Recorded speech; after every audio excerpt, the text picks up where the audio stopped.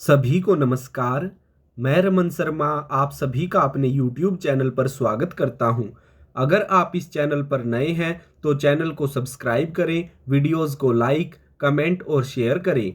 हमारा उद्देश्य समाज के उन नौजवान साथियों को मुफ्त शिक्षा उपलब्ध करवाना है जो आर्थिक तंगी या अन्य किसी पारिवारिक समस्या के कारण कोचिंग नहीं ले पा रहे हैं।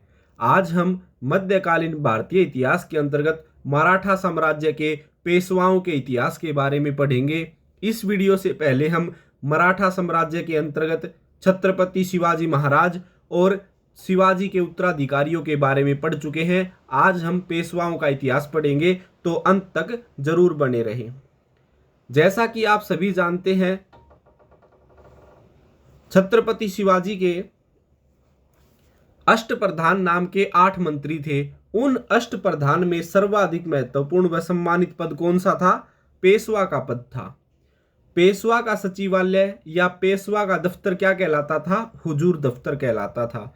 यानी जिस ऑफिस में पेशवा बैठता था उसे हुजूर दफ्तर कहा जाता था। पेशवा का सचिवालय हुजूर दफ्तर पुणे में स्थित था।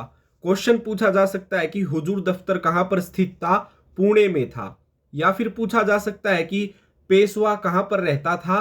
पुणे में रहता था। क्लियर है? नेक्स्ट अब हम बात करेंगे बालाजी विश्वनाथ के बारे में। पेशवा बालाजी विश्वनाथ। छत्रपति साहू ने 1713 में बालाजी विश्वनाथ को पेशवा बनाया। तो क्वेश्चन पूछा जाएगा कि बालाजी विश्वनाथ को पेशवा किसने बनाया था? छत्रपति साहू ने बनाया था। फिर पूछा जाएगा बालाजी विश्वनाथ कब पेशवा बने?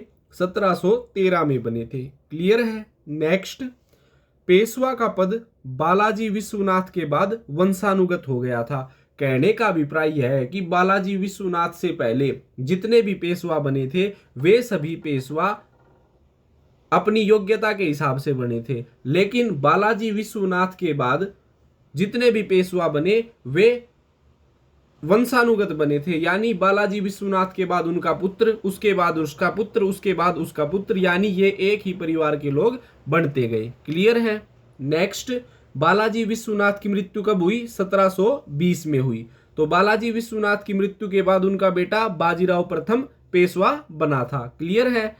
नेक्स्ट अब हम पेशवा बाजीराव प्रथम के बारे में बात करते हैं।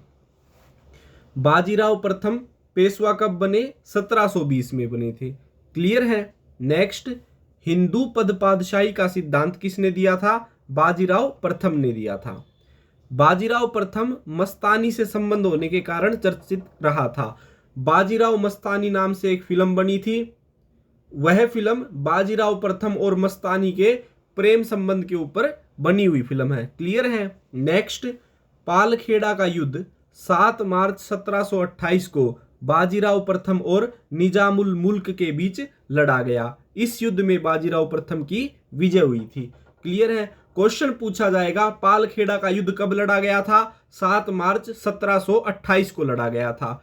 फिर क्वेश्चन पूछा जाएगा पालखेड़ा के युद्ध किसके बीच लड़ा गया? बाजीराव प्रथम और निजामुल मुल्क के बीच लड़ा गया था। फिर क्वेश्चन पूछा जा सकता है पालखेड़ा के युद्ध में किसकी विजय हुई थी? बाजीराव प्रथम की विजय हुई थी। क्लियर है? नेक्स्ट आगे बढ़ते हैं। पालखेड़ा के युद्ध के बाद कौन सी संधि हुई थी? तो मुंगी सिवगांव की संधि हुई थी। या क्वेश्चन पूछा जा सकता है कि मुंगी सिवगांव की संधि किस युद्ध के बाद हुई थी? पालखेड़ा के युद्ध के बाद। या क्वेश्चन इस प्रकार से पूछा जा सकता है कि मुंगी सिवगांव की संधि किसके बीच हुई? बाजीराव प्रथम और निजामुल मुल्क के बीच हुई थी। क्लियर है? नेक्स्ट, दिल्ली पर आक्रमण करने वाला प्रथम पेशवा कौन था? बाजीराव प्रथम था। बाजीराव प्रथम ने 29 मार्च 1737 को दिल्ली पर आक्रमण किया। उस समय मुगल बादशाह मोहम्मद शाह रंगीला दिल्ली छोड़ने के लिए तैयार हो गया था। तो क्वेश्चन पूछा जाएगा कि बाजीराव प्रथम ने दिल्ली पर आक्रमण कब किया? 29 मार्च 1737 को किया था। फिर क्वेश्चन पूछा जा सकता है कि जब पेशवा बाजीराव प्रथम ने दिल्ली पर आक्रमण किया उस समय मुगल बादशाह कौन था? तो मोहम्मद शाह रंगीला था। क्लियर है? नेक्स्ट, बाजीराव प्रथम की मृत्यु कब हुई? 1740 में हुई थी। नेक्स्ट अब आगे बढ़ते हैं बालाजी बाजीराव के बारे में। बालाजी बाजीराव के पिता कौन थे? बाजीराव प्रथम थे। तो बालाजी बाजीराव पेशवा कब बने? 1740 में। बालाजी बाजीराव को नाना साहेब के नाम से जाना जाता है। तो क्वेश्चन पूछा जाएगा कि नाना साहेब के नाम से किस पेशवा को जाना जाता था? बालाजी बाजीराव को। क्लियर है? नेक्स्ट, संगोला की संधि 1750 में बालाजी बाजीराव और राजा राम द्वितीय के बीच हुई। इसके अनुसार मराठा संगठन का वास्तविक नेता कौन बन गया था? पेशवा बन गया था। क्वेश्चन पूछा जाएगा कि संगोला की संधि कब हुई? 1750 में हुई थी। फिर क्वेश्चन पूछा जाएगा कि संगोला की संधि किसके बीच हुई थी? बालाजी बाजीराव और राजा राम द्वितीय के बीच हुई थी। राजा राम द्वितीय उस समय क्या था? छत्रपति था। यानी कहने का अभिप्राय यह है कि मराठा राज्य का राजा कौन होता था? छत्रपति होता था। और उस छत्रपति का प्रधानमंत्री क्या कहलाता था? पेशवा कहलाता था। लेकिन संगोला की संधि के बाद से छत्रपति से ज्यादा पावर किसके पास आ गई? पेशवा के पास आ गई। तो क्वेश्चन पूछा जाएगा कि किस पेशवा के समय में मराठा साम्राज्य की सारी पावर या सारी शक्ति पेशवा के पास आ गई थी? तो वह पेशवा कौन था? बालाजी बाजीराव था। क्लियर है? नेक्स्ट, जलकी की संधि बालाजी बाजीराव और हैदराबाद के निजाम के बीच हुई थी। तो क्वेश्चन पूछा जाएगा जलकी की संधि किसके बीच हुई? बालाजी बाजीराव और हैदराबाद के निजाम के बीच हुई। क्लियर है? नेक्स्ट आगे बढ़ते हैं। बालाजी बाजीराव के समय पानीपत का तीसरा युद्ध 14 जनवरी 1761 को अहमद शाह अब्दाली और मराठों के बीच लड़ा गया। इस युद्ध में मराठों की हार हुई। तो क्वेश्चन पूछा जाएगा कि पानीपत का तीसरा युद्ध कब हुआ था? तो 14 जनवरी 1761 को हुआ था। क्लियर है? पानीपत का तीसरा युद्ध किसके बीच लड़ा गया था? अहमद शाह अब्दाली और मराठों के बीच लड़ा गया था। फिर क्वेश्चन पूछा जाएगा कि पानीपत के तीसरे युद्ध में किसकी विजय हुई थी? तो अहमद शाह अब्दाली की विजय हुई थी। क्लियर है? फिर क्वेश्चन पूछा जाएगा कि पानीपत के तीसरे युद्ध के समय मराठों का पेशवा कौन था? तो उस समय मराठों का पेशवा बालाजी बाजीराव था। जब मराठे पानीपत का तीसरा युद्ध हार गए थे तो उसके सदमे में बालाजी बाजीराव की मृत्यु हो गई थी। तो बालाजी बाजीराव की मृत्यु कब हुई? 1761 में हुई थी। क्लियर है? नेक्स्ट, माधवराव नारायण प्रथम के बारे में जानते हैं। तो माधवराव नारायण प्रथम 1761 में पेशवा बना। क्लियर है? मराठों की खोई हुई प्रतिष्ठा को पुनः प्राप्त करने का प्रयास किसने किया था? माधवराव ने किया था। नेक्स्ट आगे बढ़ते हैं। मुगल बादशाह शाह आलम द्वितीय को दिल्ली की गद्दी पर बैठाने वाला पेशवा कौन था? माधवराव नारायण प्रथम था। क्लियर है? माधवराव ने 1771 में ईस्ट इंडिया कंपनी की पेंशन पर रह रहे मुगल बादशाह शाह आलम द्वितीय को दिल्ली के तख्त पर बैठाया। मुगल बादशाह अब मराठों का पेंशन भोगी था। कहने का अभिप्राय यह है कि मुगल बादशाह शाह आलम द्वितीय ईस्ट इंडिया कंपनी से पेंशन लेता था। तब माधवराव प्रथम ने क्या किया? शाह आलम द्वितीय को दिल्ली की गद्दी पर बैठाया और उसे बादशाह बनाया। और अब मुगल बादशाह शाह आलम द्वितीय किससे पेंशन लेता था? मराठों से पेंशन लेता था। क्लियर है? नेक्स्ट आगे बढ़ते हैं। अब बात करेंगे नारायण राव के बारे में। पेशवा नारायण राव। पेशवा माधवराव नारायण प्रथम के निसंतान होने के कारण उसकी मृत्यु के बाद उसका भाई नारायण राव पेशवा बना। जब माधवराव प्रथम या माधवराव नारायण प्रथम की मृत्यु हुई उस समय उसके कोई भी संतान नहीं थी। इस कारण से उसका छोटा भाई नारायण राव पेशवा बना। क्लियर है? तो क्वेश्चन पूछा जाएगा कि पेशवा माधवराव नारायण प्रथम के बाद पेशवा कौन बना था? उसका छोटा भाई नारायण राव बना था। नेक्स्ट, पेशवा नारायण राव की हत्या किसने की? उसके चाचा रघुनाथ राव ने की थी। क्लियर है? अब हम रघुनाथ राव से संबंधित प्रश्नों पर चर्चा करते हैं। रघुनाथ राव का अन्य नाम क्या था? राघोबा था। क्लियर है?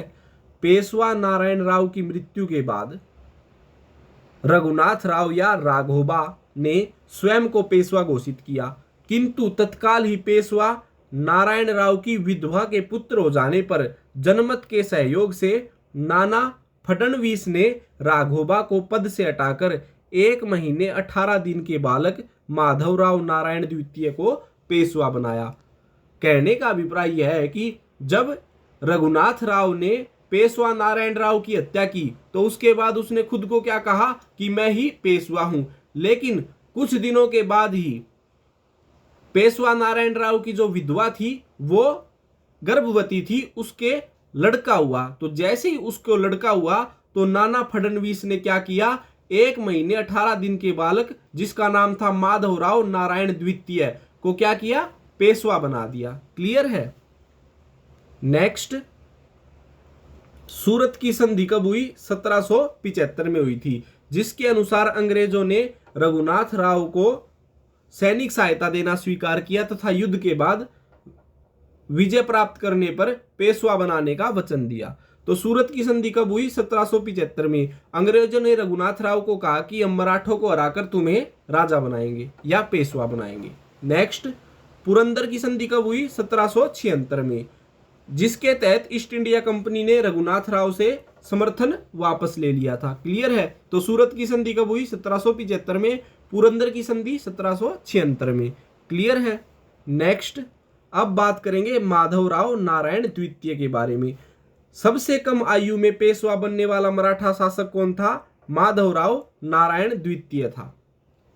पेशवा माधवराव नारायण द्वितीय के अल्पायु होने के कारण मराठा राज्य की देखरेख किसने की? 12बाई सभा ने की।